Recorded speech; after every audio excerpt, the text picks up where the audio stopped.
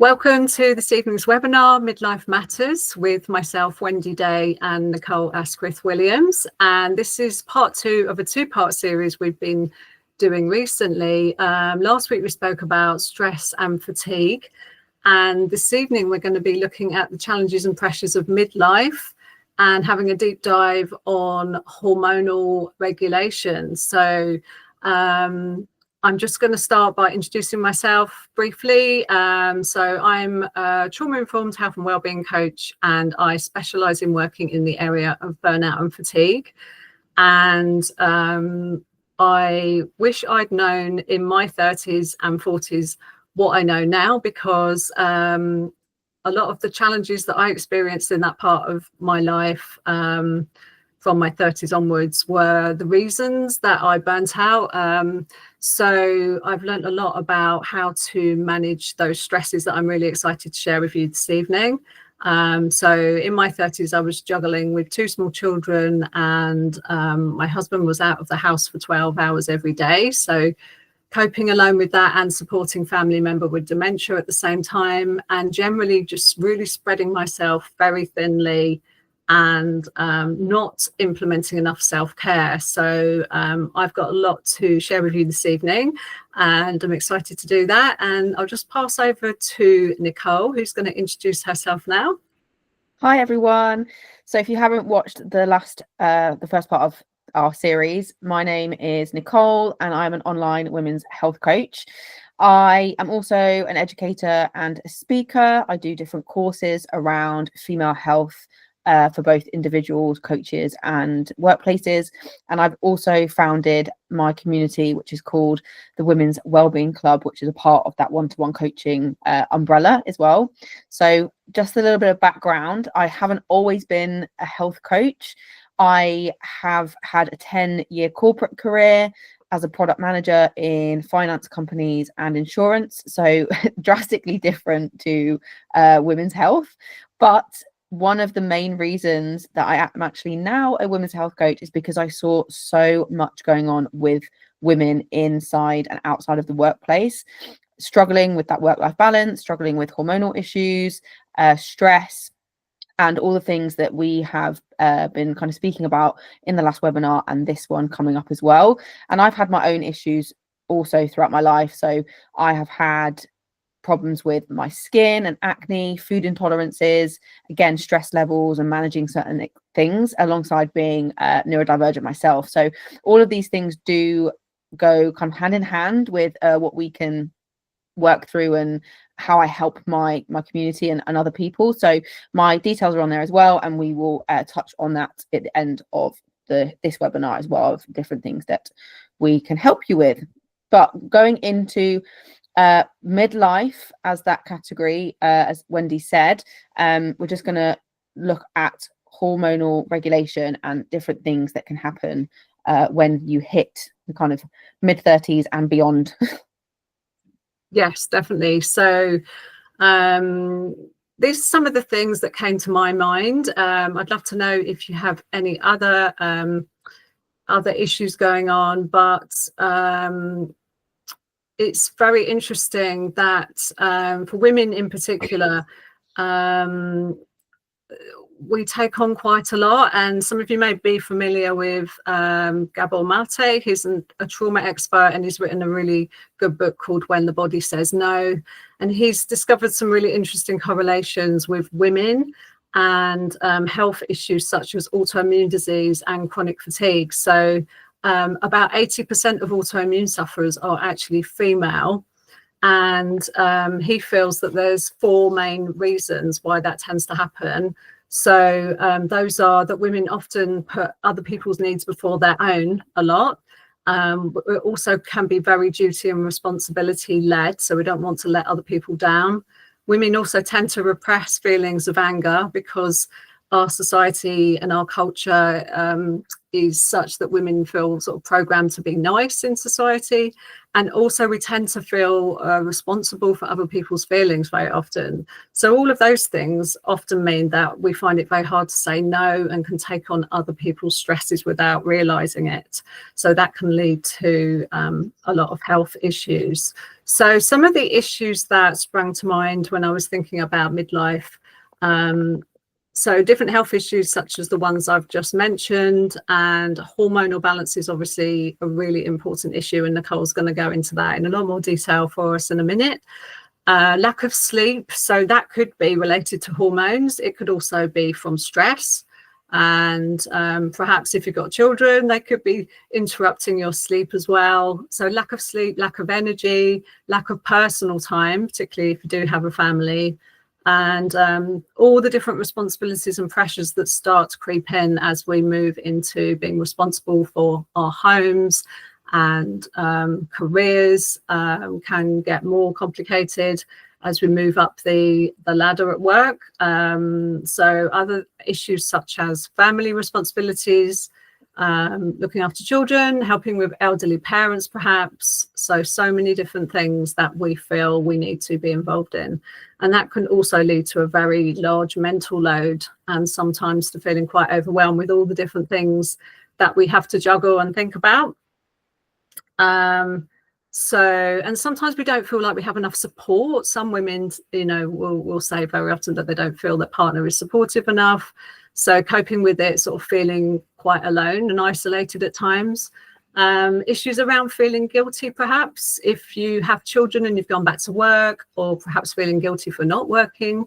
If you give up work, not feeling good enough in relationships or as a parent or at work. Lacking self-esteem and confidence, so it could be issues around body image perhaps, and how your body's changing as you're getting older, or if you've had children, and particularly for mums, loss of identity if you've left the workplace. And finding time for your own needs is a really big issue the busier we get and the bigger our life gets. So have a think about what your main challenges might be, and I'd love to know what you have got on at the moment that you would really love to let go of, and what might be getting in the way of doing that. We're going to move on now to looking at those hormones in particular. So Nicole's going to do a really good deep dive for us on that. Thank you, Nicole. No, you're welcome. I think it's really important there, alongside your lifestyle and stresses, like Wendy has said, some other things that may crop up that may make your body feel a certain way. As women get older, we do have things happening in our body which we cannot stop. One of them being hormone depletion, and how our body distributes certain things and hormones around our body, and how our body works. So when we are looking at a women's life plan and like the categories that we kind of sit in scientifically around hormones, there are 4 stages which you can see on the screen there. So you have pre-menopause, which is the reproductive years. You've got perimenopause, which is the lead up to menopause itself, which a lot of people actually get confused by when they say, oh, I'm in the menopause. What they actually mean is they're in perimenopause, which is when you are getting those symptoms, which we will go into in a second. Menopause itself is 1 day. So menopause is the day after you have not had a period for 12 months. So a lot of people will actually be in perimenopause when they're like, oh, I'm experiencing all this stuff, right? And then you've got postmenopause, which is the day after the 1 day that you haven't had any periods for 12 months, beyond for the rest of your life. So that's how we categorize it in terms of the hormones. And when I'm talking about hormones, I just want you to think of them in a way of being chemical messengers in and amongst your body. So they are sent from your brain, which we'll go on to also in a second, and they travel through your body via your bloodstream, targeting those different things in your body, like your muscles and your tissues, to do certain things and to function in a certain way. Okay. So we are just going to touch on briefly, when I'm going through this, as I was saying to Wendy earlier, this is like the tip of the iceberg, but I want to make sure that you have a basic understanding of how things work and why you then feel certain ways when you get into your late 30s, 40s, 50s. Okay. And I think to understand that, you need to have a very, very basic understanding of your menstrual cycle and what happens with those hormones. So everyone here should have experienced a menstrual cycle, if not once, multiple hundreds, thousands of times in our lives, right? And there are different stages of that menstrual cycle. And in those different stages, our hormones are doing different things. So you can see a couple of diagrams and graphs on there. When we are talking about hormones, what lots of people immediately go to is your sex hormones, which is estrogen, progesterone, and testosterone. And both men and women have these, but women have a slightly higher amount of estrogen and progesterone. But they are a byproduct of something else that happens in your body. So yes, they're super important, and I'll go on to how they come about in our body in a second. But what actually controls those hormones in our body are two other types of hormone called follicle stimulating hormone and luteinizing hormone. And you may see them written down as FSH and LH on diagrams. So just when you're looking at things, there are kind of two different parts of that cycle and how these hormones come about in our body. Is one that is controlling them, and then the other one is a byproduct. And when we are looking at our cycle throughout, we have two phases within that as well. We have our follicular phase, which is the first half of your cycle, and the luteal phase, which is the second half. When I say this, your cycle, everyone's different. Okay, so an average cycle is between 28 and 32 days. But you know your body. This is why it's so important to track your cycle and how you are feeling at certain points, because as we go on through the presentation, you will understand why you need to know how you feel, because you're going to be very different to your mom, going to be very different to your friend, going to be different to someone else. And those hormone fluctuations are going to make different things happen in your body versus someone else's. So when we're going through this, we're going to focus a little bit more on estrogen and progesterone, because they are the two, I would say, dominant hormones in women's cycle. But testosterone is also important, but it's just not as high on the levels. And when we're going through this cycle, estrogen and progesterone go up and down. That's very, very normal. So when someone were to say, oh, my hormones are not balanced, or oh, I'm out of balance, actually what I would encourage you to say is regulated, or regulation of your body, because as you can see, your hormones are never balanced. What balanced means is they're equal, right? But they work in tandem with each other. It's very, very push and pull. So that kind of up and down with those different hormones is normal. How that happens in our body, as I said before, our brain sends different messages throughout our body. There is something really important in our brain called the hypothalamus, and this sends messages and hormones to different parts of our endocrine system. And one of the glands in our endocrine system is your pituitary gland, and this is the most important one for us when we're talking about our menstrual cycle. From that pituitary gland, when we were talking just now about those hormones that control the cycle versus the byproduct of the cycle, the FSH and the LH, those controllers, get sent from the pituitary gland to your sex organ. So either your testes if you're a male, or your ovaries if you are a female. And then from there, those are when those sex hormones are produced. So if we are looking at estrogen, progesterone from your ovaries or different parts of your body there, and then testosterone if you're testes with your male.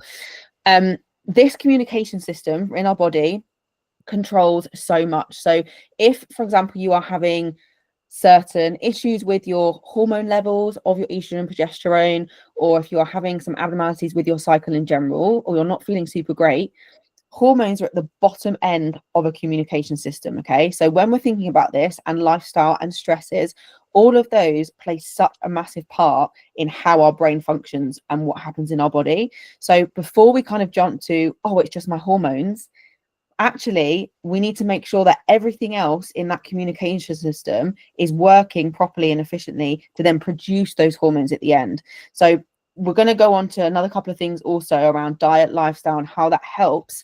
But when we're talking about cycles, hormones, they are at the bottom of that chain. So it's very, very important to consider that rather than just completely blame hormones all the time, because they come from that communication system in our brain.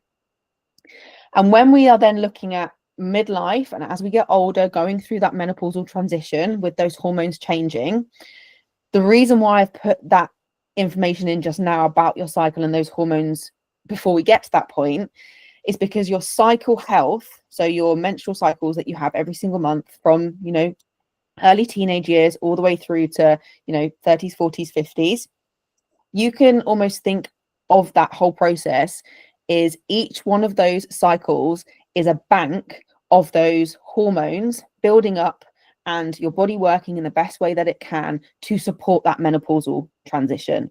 If you are having irregular cycles, you are not having a cycle at all, there is something wrong. If you have your menstrual cycle, it is a sign of health.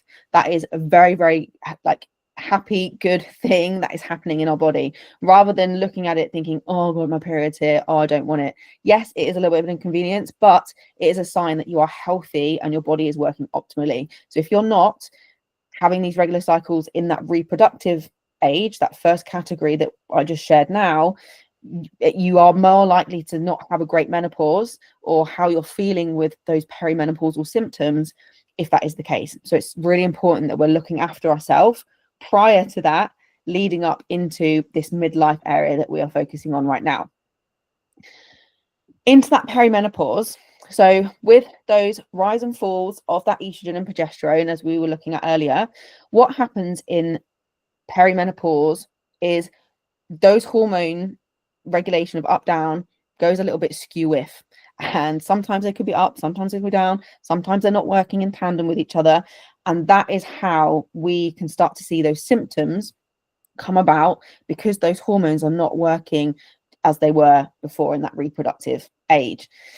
And something that I really, really want to stress is menopause is not an old lady thing at all.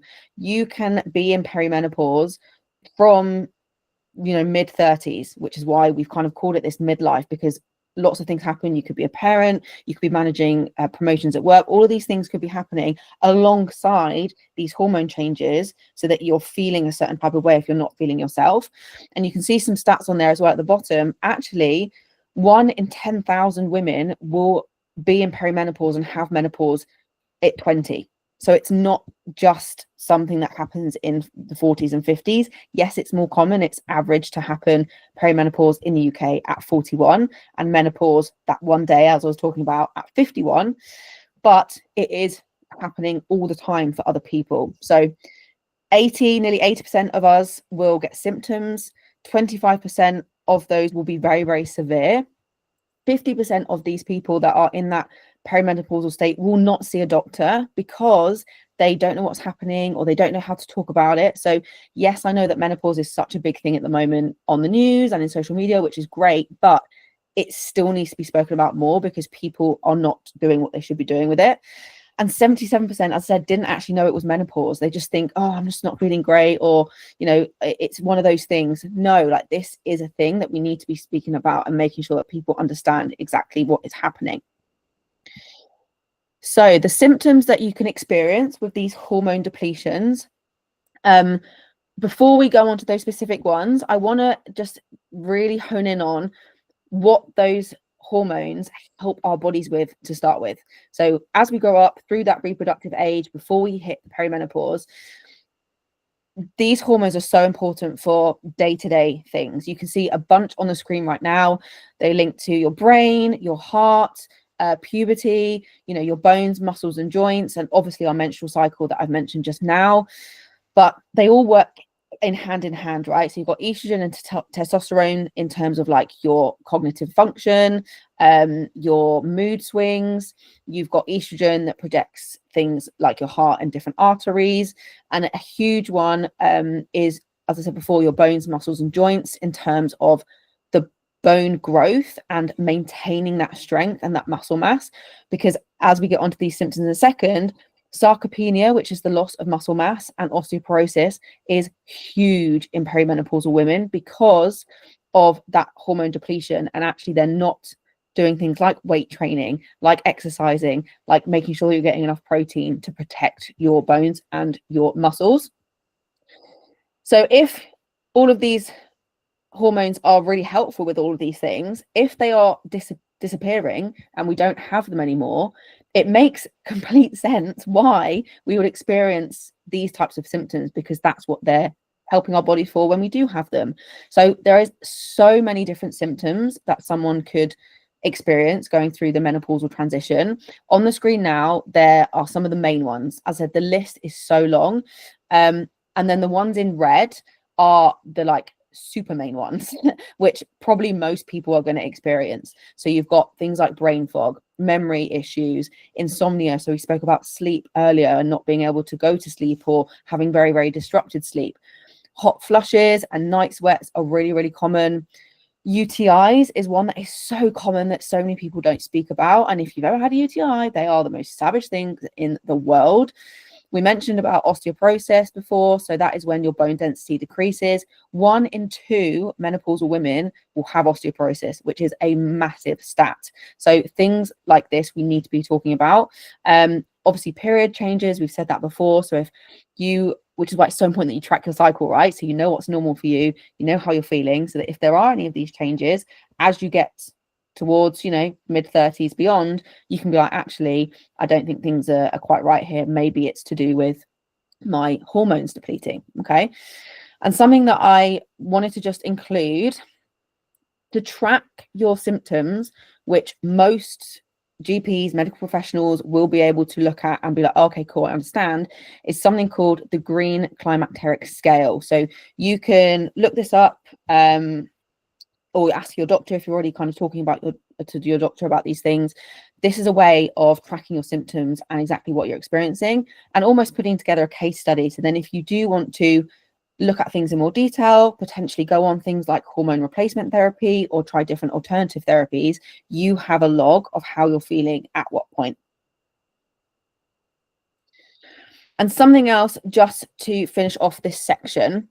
So as we were speaking about before, in terms of those different stages of hormones in a woman's life, when we are in that reproductive stage, so that pre-menopause bit at the beginning, we have a really powerful type of estrogen called estradiol. So when you hear lots of people, including myself, talk about estrogen, the main one that we're talking about is estradiol. We actually have 3 types of estrogen, but the most powerful one that comes from our ovaries is estradiol.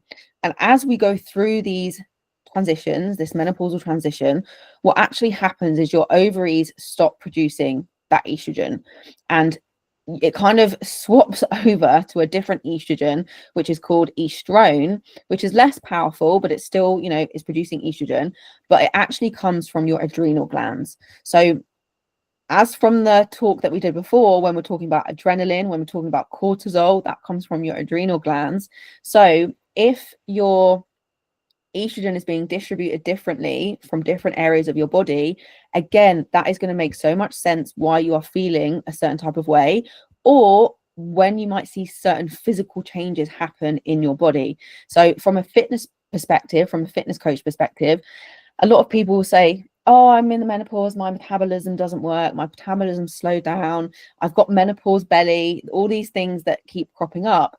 What is actually happening, it's not to do with your metabolism at all. It's just the makeup of your body is changing because the estrogen has changed. And the estrone that has now come from your adrenal glands actually works alongside fatty tissue in your body. So that is why you may start to see those changes happen and those physical changes that you may not have seen before, which is why it's so important to make sure that you're weight training, make sure that you're eating correctly, because these things are happening in our body anyway. So we've got to make sure that we are doing everything that we can to almost combat that and make sure that you're not going to feel any worse than you already do. Which takes me on to self-care with Wendy, of how you can tackle some of these things if you are feeling those certain types of ways. Thank you, Nicole. It's so interesting, and it's so helpful to know what's going on in the body, I think. And I hadn't heard of that Green Climacteric Scale before, so I'll definitely be looking at that. And it's very interesting that it's all connected with the hypothalamus as well, because we know that's involved in our stress response. So yeah, there's lots of things that can be going on in midlife that we don't have necessarily control over, whether it's what our hormones are doing or, you know, what's going on in our private lives. But what we can do is make choices about our self-care. So self-care really is a necessity, not a luxury. We need it to mitigate the impact of stressful pressures and things that we're dealing with. So some of the things that you can do to calm your nervous system and to, you know, have a break from all the different pressures that might be building up for you. We spoke in the last webinar about the value of slowing down and how these days we live in such a fast-paced world, and people feel that, you know, busyness is like a badge of honor. So I really want to reinforce the benefit of slowing down and just creating a bit of space for yourself. Give yourself permission to rest. We can't pour from an empty cup. So if we don't have resources for ourselves, how can we look after other people in our lives and manage our work and everything we need to do? So resting is so important, you know, and resting mentally, not just physically. So, you know, maybe turning off your phone and being unavailable for short periods during the day if you can, because we all just feel like we need to be available all of the time, and that is very draining mentally.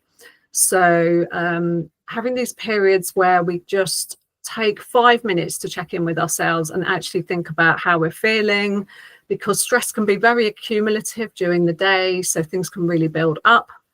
So just taking 5 minutes, you know, just to do some breathing like we were speaking about in our other webinar the other day. So I really like Dr. Rangan Chatterjee. You might be familiar with him. He has a great book called Feel Better in 5.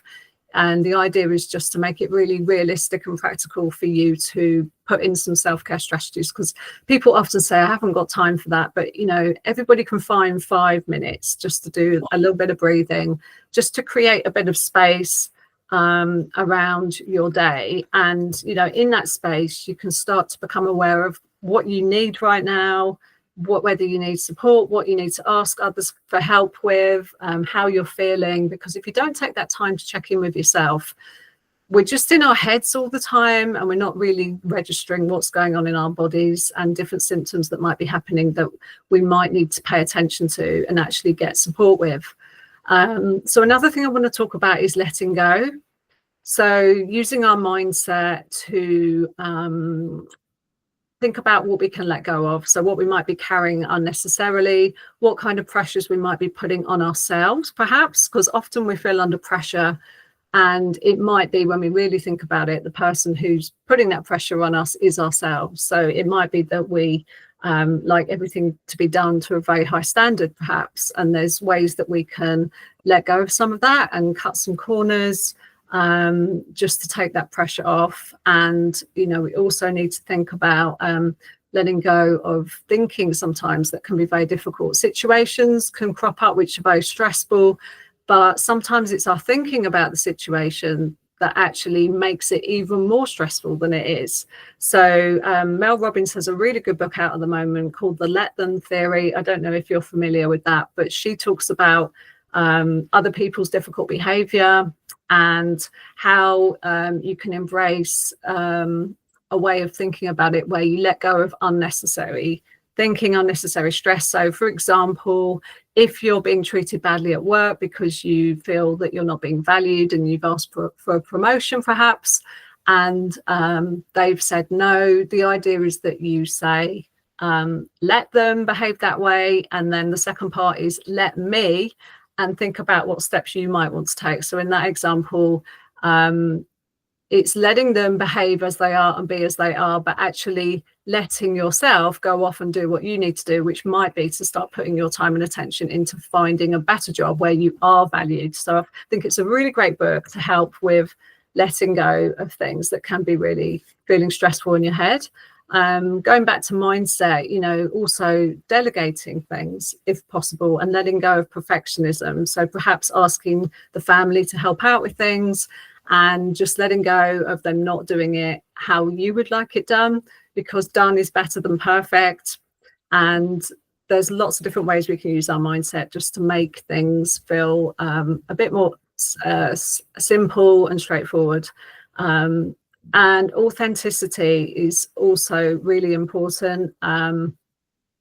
Understanding who we are and being our true selves in our relationships and at work, particularly if we are dealing with, with situations with children or helping elderly parents. These situations can go on for years and have a really big impact. So it's really important to be honest about, what you need from other people, what you're able to do, what you're not able to do, and to communicate that to other people, and to have compassion for yourself, and to be accepting and loving of yourself is really helpful when you've got all these challenges and pressures going on.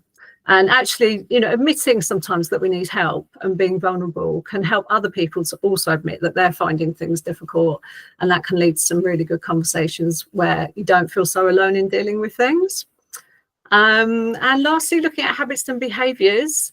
So thinking about what kind of habits we're putting in place, and we touched on this last time as well.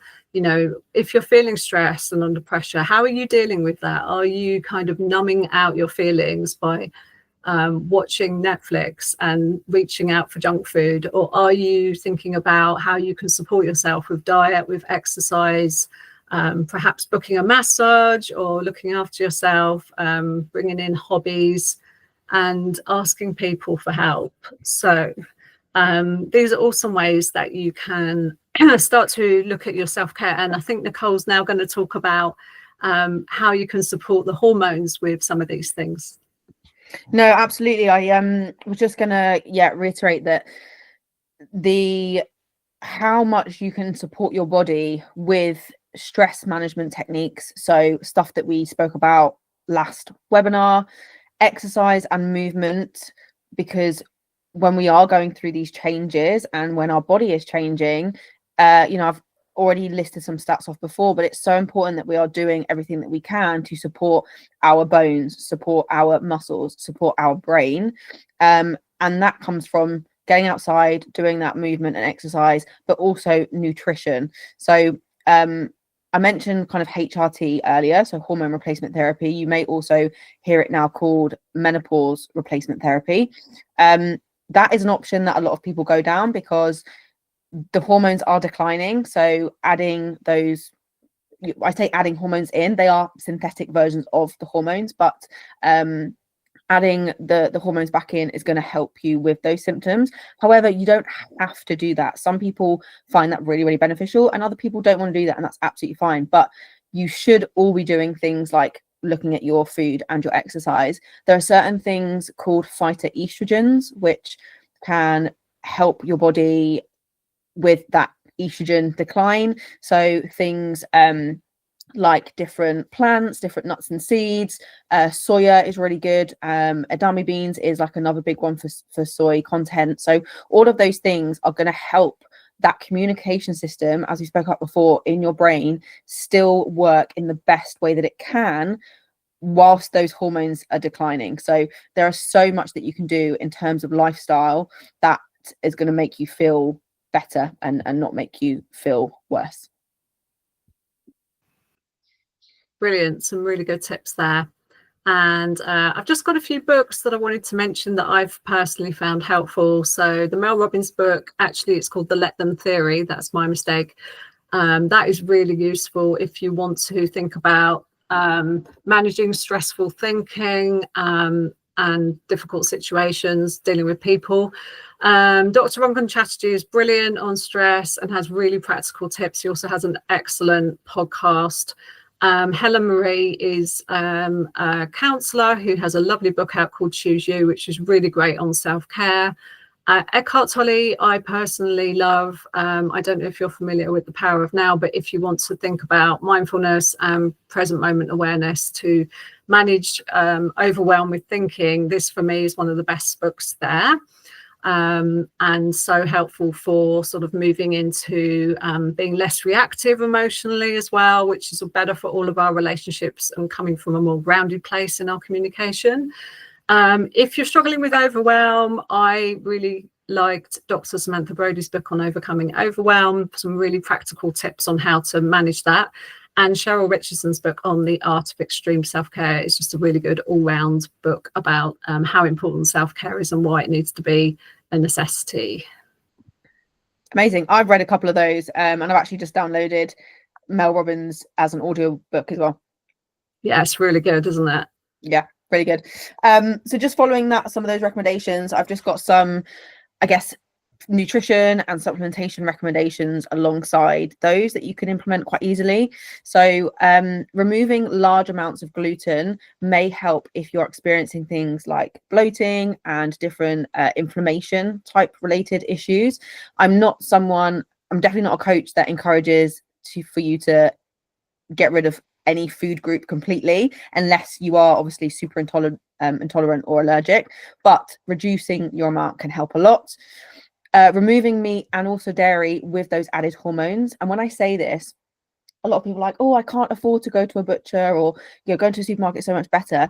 Actually, if you plan your meals throughout the week and how many sausages you may need for your family or whatever, it's actually the same price, if not cheaper, to go to a really good quality butcher, and you get such better quality meat. So if you can do that and be a little bit more prepared with your family meals, I would really, really recommend doing that, because you will notice a massive difference. The amount of rubbish that gets pumped into meat in supermarket is huge. Obviously, it's not always going to be a thing every single week, but if you can swap a majority of your stuff, it's going to help. Keeping carbs slightly lower in general for someone who is in that menopausal transition can also help. We really want to focus on getting enough fiber, getting enough protein, and good quality fats. And maybe just reducing those carbs a little bit will help with that weight management. And as I said, those really, really good quality meats and healthy fats. Green tea is a really good one, just to help flush out any toxins. Magnesium glycinate is the absolute OG for me with women's health supplementation. It helps with your hormone regulation, in your sleep. We spoke about sleep earlier, which then in turn helps your hormonal health day to day in terms of how you are feeling in general, your hunger cues, and stress levels in general. Vitamin B6 is a real good one as well for concentration, general kind of brain fog symptoms, and also tiredness, so fatigue. Zinc is another massive one for just cycle management in terms of that hormone regulation, ovulation, and vitamin D along that as well, because if you live in the UK watching this, we do not get enough sun. Like, I don't care if you say I go out for a walk every day, you will not absorb enough vitamin D just from the sun in the UK. So everyone should be taking a vitamin D supplement, and vitamin D is so linked to your immune system as well, and your gut health and everything, like that brain gut connection. So that is another big one. And omegas in general, so omega-3s really, really help with reducing inflammation and stuff again, and how your cell membrane works. And actually the right balance between omega-3s and 6s really helps your cells communicate with the different hormones within each other's cells at a very, very high level, to kind of understand, if you've got little cells all together, how they talk to each other and how they communicate with those hormones. That's going to really help as well. And you should be able to get all of those in Boots, in Holland & Barrett, or even ordering stuff on Amazon is super easy as well. Fantastic. I love green tea. Yeah, so do you want to say something about how people can work with you, Nicole? Of course, I'll go first. So if you have any questions of what I've said already, I am very active in my Instagram DMs, so feel free to message me or follow me and ask me a question. There are a couple of things on there that you can get straight away. So the first QR code will take you to a page on my website where you can download some free resources. There's some meals on there, and some different kind of inspiration if you are going through this menopausal transition. And the bottom QR code on there is a way that you can work with me very easily. It is a little mini package that I have put together with more webinars like this for wellbeing essentials across different topics. You also get a private one-to-one call with me to go through anything that you're struggling with in particular. There's recipes in there, and loads of just different resources. So you can scan that and go through to that one as well. Fantastic. And I offer a free 30-minute discovery call if you'd like to find out more about wellbeing coaching or about my fatigue work. And I work on Zoom and also face-to-face in Sevenoaks in Kent. I'm on Facebook and Instagram at Wendy Day Wellbeing if you'd like to follow me.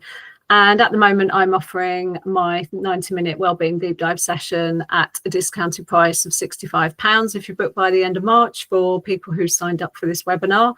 And in that session, I will work through the wellbeing wheel that we looked at in the first webinar, and help you to identify your priorities and set a goal and put together a plan of action. So do get in touch if you have any questions for either of us. Perfect. Thank you so much, everyone. I'm just going to stop the recording, but yeah, definitely message Wendy and myself for more fun things.